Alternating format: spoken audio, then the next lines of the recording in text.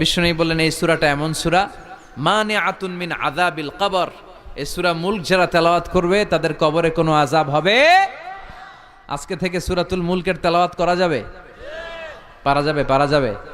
আসেন না নিজেদেরকে একটু পরিবর্তন করি, আসেন না নিজেদের আমলের ঝুলিতে আরো কিছু বাড়াই, নিজেদের আমলগুলোকে সুন্দর করি, নিজেদেরকে আর একটু পরিচ্ছন্ন করি। প্রতিদিন রাতে সূরাতুল মুলক তেলাওয়াত করবেন ইনশাআল্লাহ, কইতে পারলেন না? 2 নম্বর ফজিলত শাফাআত লি সাহিবিহা। এই সূরা যারা তেলাওয়াত করবে এই সূরা তেলাওয়াতকারীর জন্য আল্লাহর কাছে সুপারিশ করবে। 3 নম্বর ফজিলত খাসামাত আন সাহিবিহা।